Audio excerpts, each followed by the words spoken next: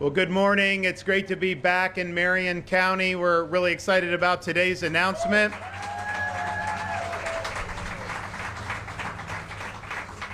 Want to thank Don Garlett's Museum of Drag Racing, really cool in there if you guys haven't been able to see it, for hosting us today. I also want to recognize our Florida Department of Transportation Secretary Jared Perdue, our Marion County Chairwoman for the County Commission, Kathy Bryant, our Senator Stan McClain, as well as our Representative Ryan Chamberlain. We also have other members of the County Commission here. We also have Chuck Keppel, who's the GM here at Don Garlett's Museum of Drag Racing. I want to thank all of you for doing this. Before I talk about what we're going to do today, I do just want to give a synopsis of yesterday's announcement that we made, because I think it's really important. Florida, we were Doge before Doge was cool. If you look, since when I became governor, we had 2019. So if you look at all the debt that Florida had from the 1840s until I became governor, just in my term, we've paid off 41% of the state's total historical debt. Could you imagine if they did that in Washington? We now have the lowest per capita debt burden of anybody in the United States of America, of all 50 states. As a Floridian, if you had to pay off your share of the state's debt, I think it's about $660. If you, as an American, had to pay off your share of the national debt, it'd be over $100,000 per person. So this is just much different in terms of what we're doing. We've also been able to prune unnecessary regulations. We've retired different boards and commissions. We've had major tax relief. This year, our current fiscal year, we actually have a budget that spends less than the year before by billions of dollars. When have you ever seen people actually reducing spending? And then, because we're constantly going through this to see what we can do, so over the last many months, we've identified an additional 70 boards and commission that we're slating for abolishment. We need to get legislative approval for that. So I think members of the legislature are eager to get on the Doge train. So we are going to submit that. That'll reduce many, many boards and commissions, and then have a lot of positions. And in my budget this year, we called for a net reduction of 700 plus government positions throughout state government. So we have the lowest number of state government workers per capita in the entire United States of America. And that's the way you do it.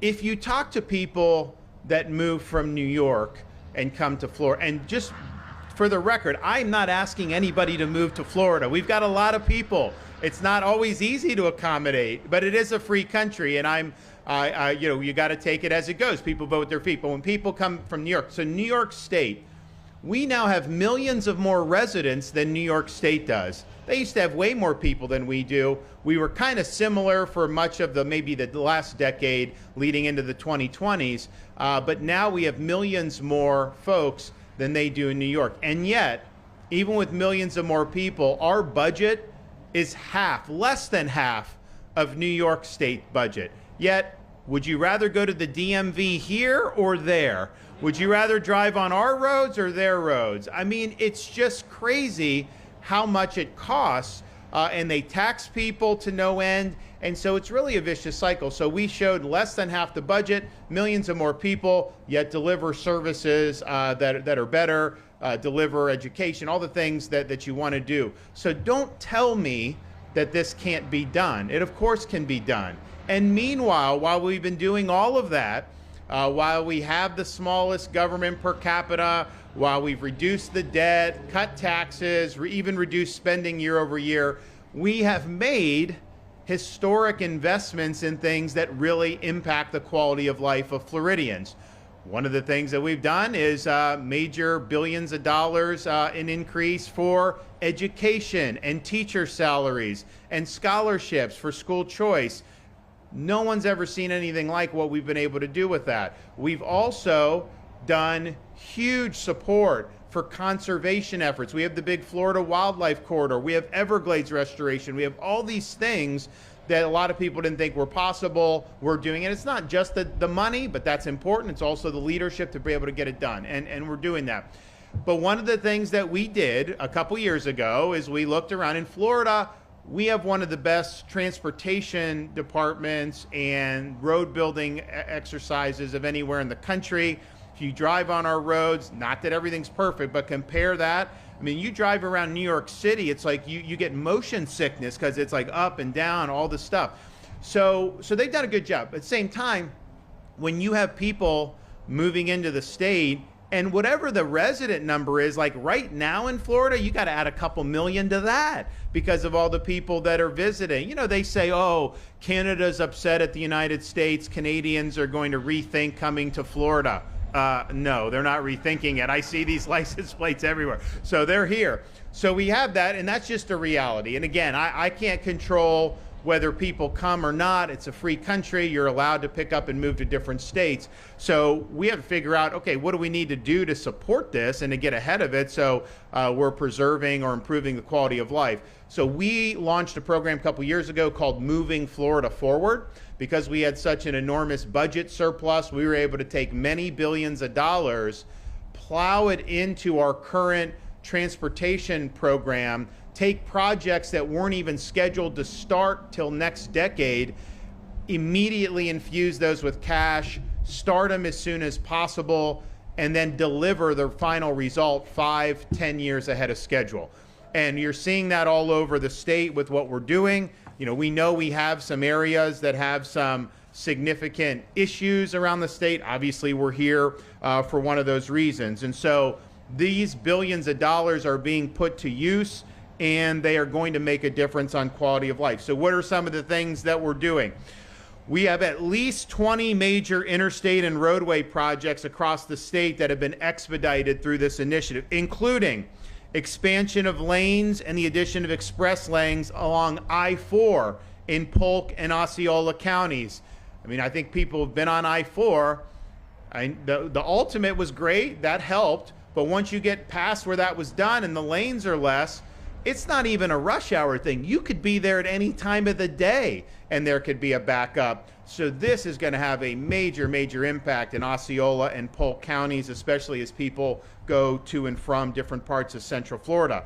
We also are funding and moving up the addition of regular express lanes on I-275 in Pinellas County. Those improvements are anticipated to reduce travel delays by almost 85%. Then it also adds capacity in case of hurricane evacuations. And unfortunately, we had to do that this past hurricane season with both Helene and Milton leading to evacuation orders in the Tampa Bay area.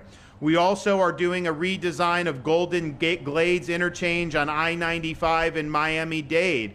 Helps the major corridors get in there. It's a very difficult part of the state to make traffic improvements because it's all built out, so we don't have as many options, but this will make a big, big difference. We're also doing the Fruitville interchange on I-75 in Sarasota, changing it to a diverging diamond design. You know, I see these plans and I look at that and I'm like, I asked Jared, like, what, how do you know? Oh, we've tested it. It's so much better if you do it. So they do test all these things. And when we're doing designs, it's proven to increase the traffic flow. So you're going to have that. They say that's going to increase volume capacity by 40,000 vehicles just in that one exchange. And so that's really, really big. We're also widening US 98 in Bay County. We want to provide better access to Panama City Beach as well as the business. The Panhandle, unbelievable the amount of people that have moved there in the last 5-6 years. I mean, I remember during COVID, you know, we obviously wanted everyone to do what they wanted, but some local governments were difficult at first. I eventually just wiped the slate clean in the summer of 2020. But you know, you go to like Memorial Day of 2020, we were 2 months into COVID. If you were in like Fort Lauderdale, they tried to have different things. You were in the Panhandle, you didn't even know COVID existed. I mean, it was just like a normal thing. I had people, Texas, Louisiana license plates, Mississippi, Alabama, Georgia, all converge on the Panhandle, on 30A, and all these places. It was unbelievable. And their summer of 2020 was the best summer for them in terms of revenue. This is in the height of COVID. That was the best that they had ever had in the history of the Panhandle. And it's only grown since then. People there, they want to move there. It used to be kind of people knew about it. Now you have people all over the country that know about it. So this is really going to be important for them. We're also realigning US 301 from County Road 470 to Florida's Turnpike in Sumter County. That as an anticipated reduction in delays during peak hours of almost 94%. So these are things that are really significant. When you're doing groundbreaking now instead of in 15 years, that obviously is a big win for people. And some of these places like Champions Gate off of I-4, you can have really big bottlenecks. To say we'll get around to it in like 2034 when it's already intolerable now, and we had the means to do something about it, wasn't acceptable. So we decided to do it, and we're really looking forward to do it. So our total investment in infrastructure over the next 5 years is going to be almost $70 billion. And again, that's reducing congestion, improving safety, and addressing the future needs. Which brings us to today. I think people that travel around Florida and have a good knowledge of everything know where some of the pressure points are. And I think that both tourists and residents alike have seen what you can have in the way of traffic on I-75 here in the Ocala area. You can have major backups, standstill traffic, and again, that's not necessarily just limited to rush hour. That can happen at any time of the day. This is one of the most used, if not the most used, tourist corridors. 15% of all visitors to Florida come down I-75 from Georgia. We also have major freight that's moved across I-75. And as we saw again this past year, I-75 is essential for hurricane evacuations. During Hurricane Milton, we implemented emergency shoulder use on I-75 so that people on the West Coast could evacuate quickly and safely, and we were able to safely evacuate millions of people out of harm's way.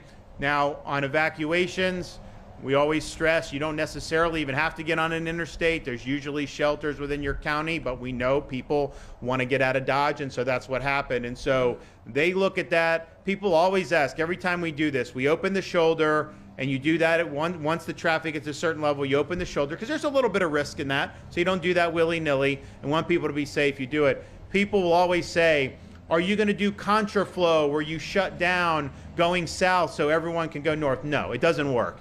This has been studied. They've done it. There's safety issues to it, of course, but it just doesn't work. And you also need to flow both ways because as you may, as a resident, want to evacuate, we are bringing in first responders to go into the eye of the storm to be able to respond. Our utility workers, all these things. Heck, in the Milton, we had major flooding in Port Manatee and Port Tampa Bay, and it knocked out their operations for a couple days. That's where a lot of the gasoline comes in. So we set up like these mini gas stations around the west coast of Florida. People could come in and get free gas, get in the line. We had these massive tankers. And it's like, okay, we had to fill a need, we'll do it. But the reality is we bring a lot of stuff in.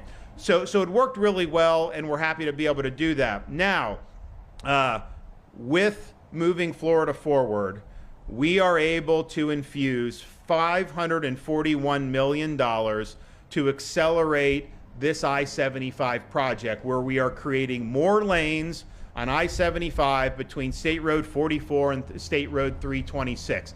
That is going to make a difference for people. That is going to make it better for traveling in this direction.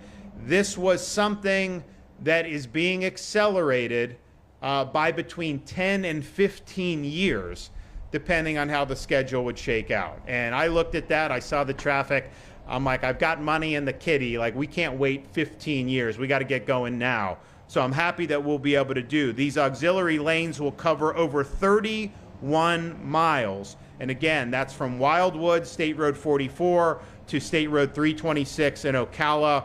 And again, that's 10 and 15 years ahead of schedule. And because we advanced this Moving Florida Forward project, Florida Department of Transportation was able to begin work on the new 49th Street interchange, which is going to have a major economic impact.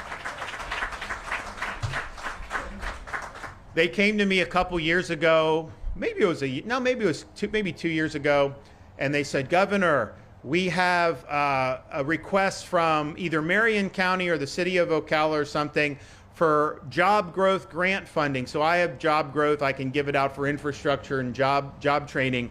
And they're like, they want to create this interchange on Northwest 49th Street off I-75. And I'm like, okay, that's fine. And then they're going, and I'm like, look, I get pitched on a lot of things, right? I mean, it just goes with the job. And so I'm just kind of going, they're going through some stuff. And then I'm like, all right, I didn't commit to anything. And then whoever was briefing me paused, kind of looked up at me and said, oh, by the way, sir, if we do this interchange, they will be able to do a Buc-ee's right there off the exit. I said, sign me up. I am good with that. And so there is going to be a Buc-ee's. And when we said we would do the interchange and everything, Buc-ee's did the announcement. I think we did an announcement here. I remember they were throwing out candy and stuff to people. And at the time of the announcement, it was the largest Buc-ee's in the entire United States. Have all you been to who has been to a Buc-ee's before? Okay, most of you. I mean, it's like the Shangri-La of service stations. It is unbelievable. And it's like merchandise. It's got, if you want beef jerky, they make it on site. Barbecue, ice cream stuff, I mean, you name it, they have it. It is, once people do the Buc-ee's, it's kind of something that they always want to do. It's funny because the owner of Buc-ee's is a friend of mine. He's been supportive politically, and he's involved in Texas. And sometimes if you're involved on one side, the other side wants to attack you. So I remember there was a couple years ago, there was an effort. These are like probably paid left-wing groups. They wanted to boycott Buc-ee's because the owner had given to like Governor Abbott. And I'm like, yeah, that boycott ain't going to work very well. People are not giving up Buc-ee's. Don't worry about that. So we're going to be able to do that, and I think it's going to be really good. The first Buc-ee's went in St. Augustine off I-95 on the World Golf Village. The second Buc-ee's went in off I-95 on LPGA Boulevard in Daytona Beach. And both of those have been wildly successful.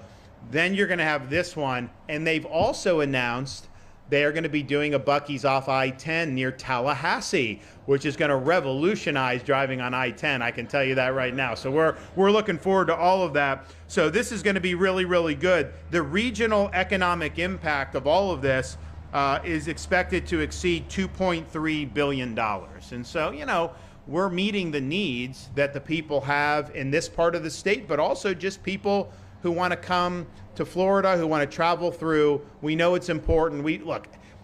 I don't know how you can possibly keep up with the population growth of the villages. I mean, it's unbelievable. They'll do home housing, they'll do new housing starts across the country.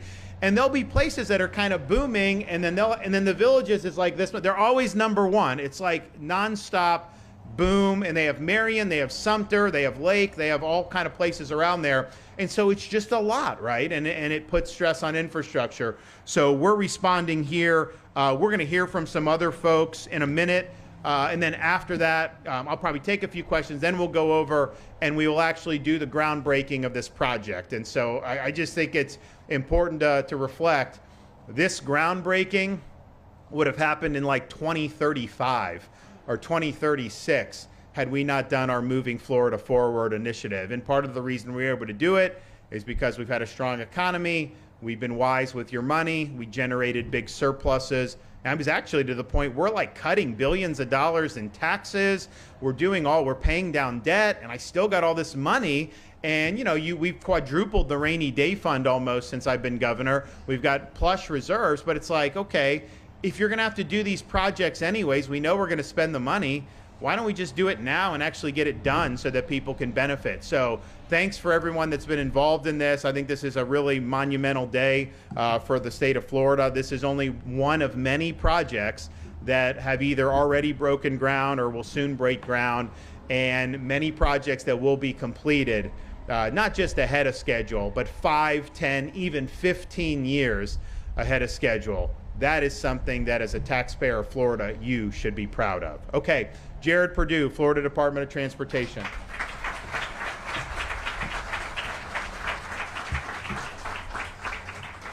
Thank you. Thank you, Governor, for your leadership. And as you heard from the governor, we were Doge before Doge was cool. And what better way to be an example for government efficiency than to deliver more infrastructure and deliver it faster? That's exactly what we're doing here in Florida under the governor's leadership. This I-75 project 2 years ago was just an idea. We went from an idea to construction in just 2 years. And that's really because of the governor's leadership and this idea to bring general revenue surplus to infrastructure when Florida is growing faster than it's ever grown before. So we really appreciate the governor's leadership. And I can tell you, with Governor DeSantis at the helm, our employees come to work and they work hard and they stay until the job is done. That's exactly what you're going to see here on I-75. We're super excited about this investment, and you're going to start to see a lot of work happening out there, and it is going to bring congestion relief, as many of you know, to one of the worst sections of interstate in the entire state of Florida. So if you look at what we're able to do, you also heard from the governor, as part of this Moving Florida Forward project on I-75, we're also advancing the 49th Street interchange here in Marion County. I can tell you that's only possible because of the great partnership we have with Marion County. That interchange is going to connect a local road loop all the way around the Ocala area. It's going to create tremendous growth, not only as Buc-ee's coming to town, which we're very excited about, but there's a ton of industrial development plan. It's going to create thousands of jobs, and as you heard from the governor, it's going to have over a $2 billion economic impact. So we're really excited to do that. Another great example of DOGE advancing more infrastructure as part of the governor's initiative. So thank you for that. If you look at this project specifically, it's nearly $550 million. The construction duration will be 3 to 4 years, and we are adding an additional lane of capacity in each direction on I-75. And this is the biggest problem you have, especially even if you just have a stalled out vehicle on the shoulder. It can create a 10, 12, sometimes 15-mile backup. I know many of you have been stuck in it. I've been stuck in it many times myself and wondered, I wish I knew somebody who could fix that. So we're excited about that. 3 to 4 years, construction will be done. You're going to see huge relief here in the Marion County area, and it's going to be great for the entire community. So thank you, Governor, for your leadership. Okay.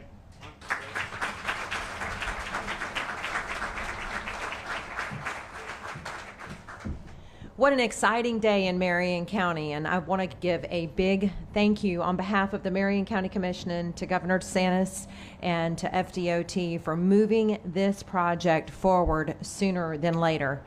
For all of us who live here in Marion County and have to travel on I-75 on possibly a daily basis, we understand the congestion that can happen out there. As a matter of fact, I canceled 2 trips that I had to make down to Orlando in the last couple of weeks because before I got on the interstate, I grabbed my phone, I typed in my destination, and what should have taken me an hour and 15 minutes was going to take me 2.5 hours.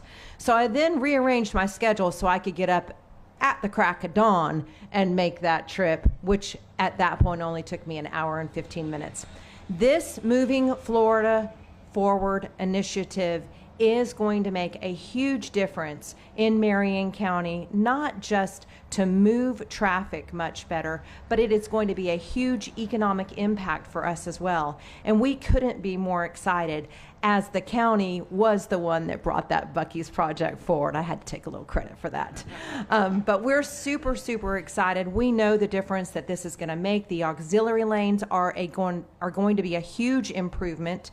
And it's just a great day in Marion County, and I want to thank you, Governor, from the bottom of my heart for picking Marion County and picking this project as one of the ones that you moved forward when you knew that you had that surplus, and not making us wait another 10 to 15 years, because as everyone in Marion County knows, we need this project and we need it now. So again, thank you to the governor, thank you to FDOT and their staff for everything that you've done to make today happen. Thank you.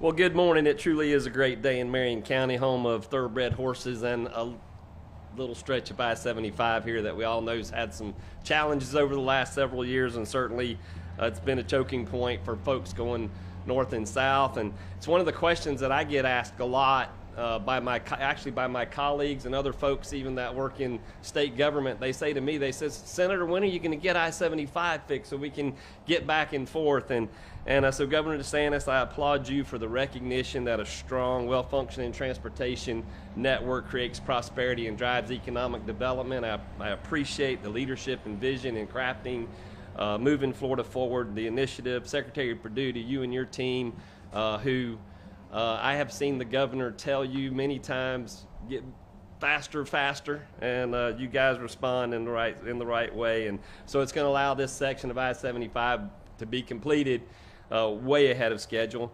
And it actually helps me because now I will be able to say to all of you, to my colleagues, to everyone in Florida who asks me, when is that going to get done? I can tell them today is the day. Thank you.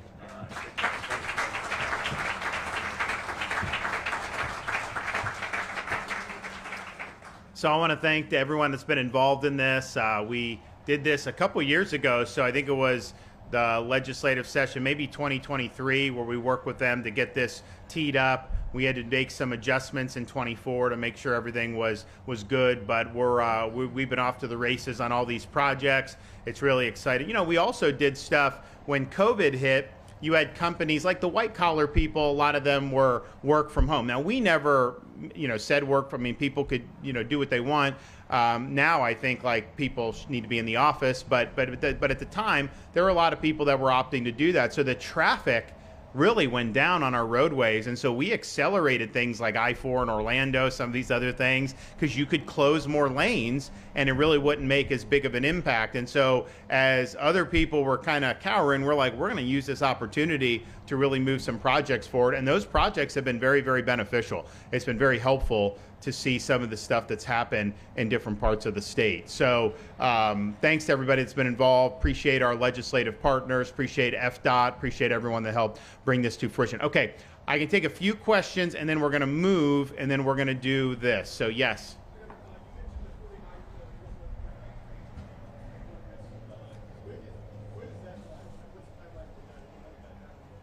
'49th Street, when is that estimated? So the total duration is 3 to 4 years. Yeah.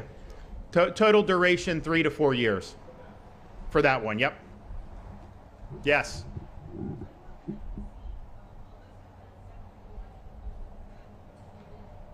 Soon. Yeah, you'll see them soon. I had mentioned in my opening comments, I talked about it in our press conference yesterday. Florida, for whatever reason, has created over the years all these boards and commissions, and it's like I got to appoint people to all these things, and you got thousands of this stuff, and it's like, okay, do we really need a board for some of this stuff? We have abolished some boards already. We did that as part of our occupational licensing overhaul in 2019. It was barriers to entry for people. We wanted them to be like, you shouldn't have to get a special license if you want to be a hair braider. You can either braid hair or you can't, right? And so it's like, let people do it. Let people apply their trade. So we got rid, it was just things like that were really antiquated. So we did. Now there's also other things that are in law that just haven't been used. There's other things that are just ineffective. There's things that are unnecessary. There are certain professions that may have some needed regulations, but that could be done through our existing agencies. You don't need a separate board to do all that. There are other boards that have already served their purpose. Maybe they were tasked with producing something. They've done that, and they should be sunsetted. It's not, Ronald Reagan said the closest thing to eternal life on earth is a government bureau. And not in Florida, though. We don't want that. So we want to retire these things once they've done. So we'll be doing that. I know we've been discussing some of the stuff with the legislature. I think we'll be able to get on the same page on pretty much all of it, and then that will be likely drop in a bill probably by the end of the week, I think, is when all these bills have to drop. So that's going to happen imminently. And look, I can tell you, I've reviewed it. Anything that you would think is vital will be done by existing executive agencies. It's not like if there's something that's important we're not going to do, but we think it may be a redundancy. There's other things that clearly aren't adding value at all. There's other things that have already run its course. So, but I know that, you know, they'll do 70. The media will try to find one or two, and they will try to make you think it's so bad and everything like that. Well, you see what they're doing with the Doge stuff and how they're trying to treat all that. You know, it's interesting. They say Doge is going in, people are getting laid off, these employees, and then the media is very sympathetic to them, which I would be fine with, but they were not sympathetic, the legacy media, when people were losing their jobs in other states because they didn't want to take a COVID shot.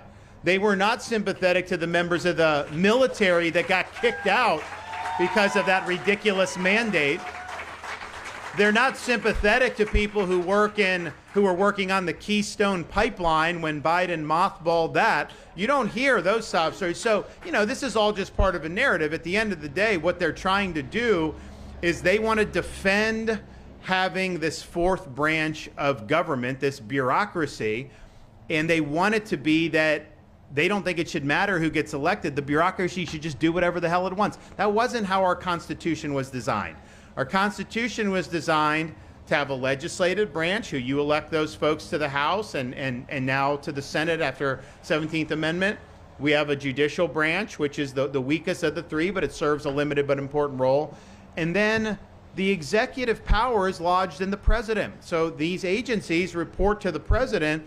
And if you have bureaucrats that are not willing to carry out the president's policies, the president has every right to show them the door.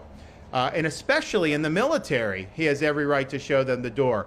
That's how our system was designed. We've gotten away from that because I think if you think it, like if you're on the left, it's like heads they win, tails we lose. If they win the White House, then they can have policy implemented. But if they lose the White House, they have this permanent bureaucracy that continues to implement those same policies that the voters rejected or tries to sabotage the duly elected, usually Republican president. We saw this during Trump 45 really, really aggressively.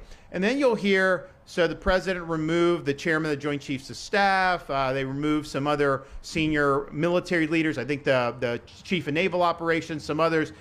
And you hear like bedwetting in DC media, oh my gosh, he's doing all this. First of all, Obama removed hundreds of generals and admirals when he was there. But they have this idea that, oh, the president is trying to remove institutional resistance to his policies amongst the military. The military officers have no right to indulge in institutional resistance. They are pledged to support and defend the Constitution, so obviously the directives have to be lawful, but if they disagree with a policy, they have no right to try to sabotage that policy. And if they're not able to carry out those policies, then they should just find another line of work. That's the way the system works. If you believe that unelected military officers should provide institutional resistance to the duly elected president just from carrying out his job, then you would not be somebody that the founding fathers would have appreciated, because they were very concerned about military being superior to civil authority. They wanted the military always to answer to civil authority. And when the president has policies, some of his policies are going to conflict with what the DC foreign policy blob wants. And I think there's a mindset up there that you can't do that. And then if someone tries to do that, even if they were duly elected, that you somehow, as an unelected member of either the military or some of these other agencies, have a right to try to kneecap it. That's not the way it works. And so when you see them going in and making personnel changes, one, constitutionally valid 100%, also removing some of these other folks in some of these other agencies that's now working its way through the courts, ultimately those are going to be found to be valid uses of Article 2 power as well. I mean, we can't have a situation where you have agencies that are able to just be free agents. That means your liberty is not protected. We elect one president to oversee all that. That's who these agencies need to be accounted to. All right, yes, one more.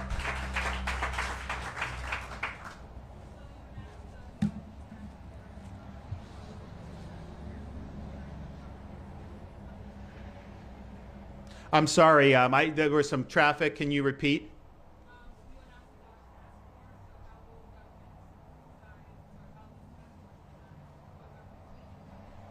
Okay, so the question is, how are we going to decide what's necessary, what's unnecessary? So with the state agencies, what we've been doing this anyways. So for example, we police every contract over a certain amount, and if there's any DEI or anything slipped in, we stop it. There's other things that we do to do that. So that's us with our people in our budget office that go through these agencies. So that we do that as a matter of course. We're able to stop things. Sometimes we have to cancel. So that happens. But what they're doing federally is they're using technology and artificial intelligence to be able to review payments and all these other things. We have not, this is pretty new technology. So we want to apply that technology to our auditing efforts for our state agencies. Maybe it's not going to lead to a lot. Maybe it can help us find things that is harder when you're just doing normal stuff. Now, we've done a good job, but I think this lets us do better. So if we find a contract, and I don't think it would be that there is DEI by name, but I think what they could do is try to reframe it, call it something else, and put it in. And to the naked eye, that may be more difficult to see, but in AI, they may be able to flag it and do that. So that'll be one thing that we're doing. The other thing we're doing is we're doing full audits of our state university system. We want to know how much administrative bloat is there, how many courses are being offered that is like ideological studies and we can just do away with, how many of this. So this really needs to be done. We've put in, with the legislature and me supporting, we've increased the money to our universities dramatically over the last 6 years. I mean, a lot.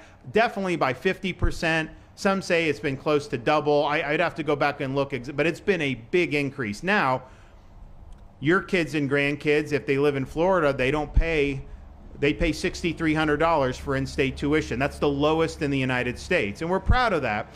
Bright Futures, you can pay 0 or 75% off, depending on where you do. We even have the ability for out-of-state students to qualify for in-state tuition if their grandparent is a Florida resident. Now, they have to be good students and meet certain things, but that's a great perk. So we're happy to offer all that. We're happy to have not raised tuition, and we've provided funding, and our university's done well, but we need to make sure that we just don't have bloat run amok. And the one thing I know nationally, and maybe Florida has avoided this, we're going to find out, but if you look when they started really pumping in a lot of student loan money decades ago, it didn't increase the quality of the education. What it did is, if you look at the administrative bloat, as more loan money got put, that more administrative staff. Now, I don't think those administrative staff are increasing the academic experience. I don't think that they're helping students learn better in the classroom. I think it's tangential items.